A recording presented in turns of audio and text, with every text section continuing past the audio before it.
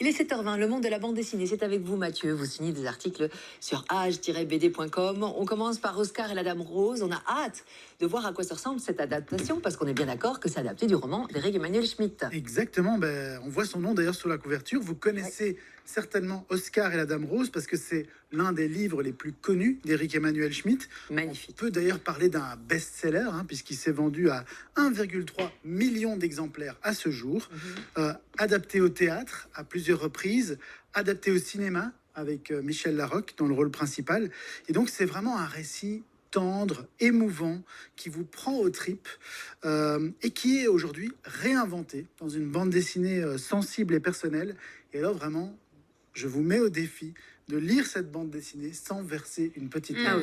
C'est quasiment impossible. Rien que d'y penser, j'ai des émotions. Tout non, comme le terrible, roman d'ailleurs, on est bien Oui. d'accord. Vous nous rappelez le pitch, on parle de maladie. Oui, donc à la base, Oscar et la Dame Rose, c'est un roman épistolaire dans lequel un petit garçon condamné par la maladie écrit des lettres à Dieu en faisant semblant que chaque jour est une décennie différente. Donc le premier jour, il a entre 0 et 10 ans, puis entre 10 et 20, puis entre 20 et 30, etc.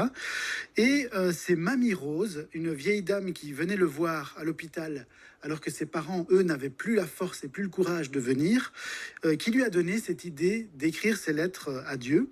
Et la BD, elle s'ouvre sur le moment où Marie-Rose, elle se repose sur sa terrasse et elle relit les fameuses lettres que Oscar a écrites à Dieu. Et elle sourit évidemment en relisant ces lettres. Et à un moment donné, elle entend une petite voix qui lui dit « Bonsoir, Mamie Rose ». Et elle tourne la tête et elle voit Oscar à côté d'elle. Et elle lui dit « C'est amusant, je songeais justement à toi ».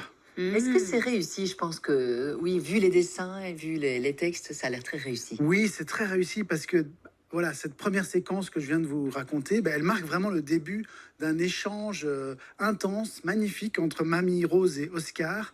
Ils vont se rappeler les bons moments passés ensemble avec énormément de tendresse et leurs échanges en fait sont très riches, très profonds. D'un côté, il y a Oscar qui est fâché, qui exprime toute sa colère face à l'injustice de la maladie, face à tout ce qu'il n'aura pas l'occasion de vivre, face aussi à l'attitude de ses parents qu'il ne comprend pas tout à fait. Et Marie-Rose, elle est très amusante comme personnage parce qu'elle adore dire des gros mots. Elle fait beaucoup rire le petit garçon en lui révélant qu'en fait, quand elle était jeune, c'était une catcheuse. Donc ça donne quand même une ambiance assez sympa. Oui, c'est ça. L'étrangleuse du Languedoc, c'était ça son surnom. On commence à partir de quel âge selon vous? Je pense que c'est pas trop dur. Vous voyez c'est le assez, propos en fait de base. c'est assez dur évidemment, mais c'est la vie. Oui, Donc je pense que certainement peut-être des enfants à partir de 10-11 ans peuvent commencer certainement à lire cette bande dessinée à mon avis. Et j'adore le changement de couleur. On parle des dessins aussi parce qu'on était dans le bleu là Oui. au début. Ici c'est plutôt les bruns jaunes. Là c'est le rose. C'est très réussi là aussi. Oui, les dessins sont très, très sensibles et très simples aussi. Ça fait penser un peu le style à Sampé. Vous voyez les dessins du petit Nicolas. Oui. C'est une dessinatrice française qui s'appelle Valérie Vernet et sa mise en couleur lumineuse, vous le disiez, elle convient parfaitement à l'émotion du récit. Et sinon, moi, ce qui me plaît beaucoup aussi dans ce récit, c'est la galerie de personnages. Les personnages sont vraiment attachants, sont savoureux, avec des surnoms invraisemblables. Donc Oscar, c'est crâne d'œuf, forcément.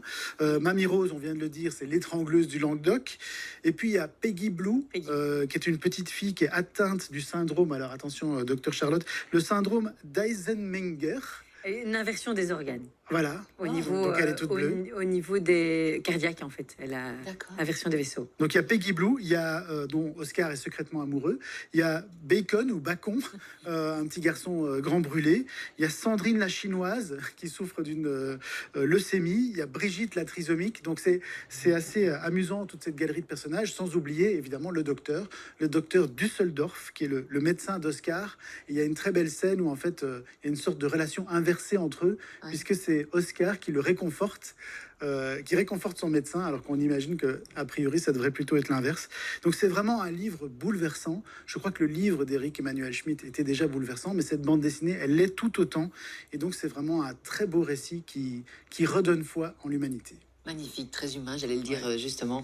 Oscar et la Dame Rose d'Éric Emmanuel Schmitt par Vincent Zabu et Valérie Vernet aux éditions Albin Michel, bande dessinée à remporter là tout de suite par SMS au 6003. Dommage qu'on puisse pas jouer Oui, parce que ouais. moi je l'aimerais bien, moi celui-là, comme les autres d'ailleurs, mais celui-là en particulier. On joue maintenant par SMS au 6003. Démarrez votre message par Oscar. Oscar, nom, prénom, coordonnée complète, adresse mail. Vous envoyez le tout au 6003, tirage au sort dans quelques minutes.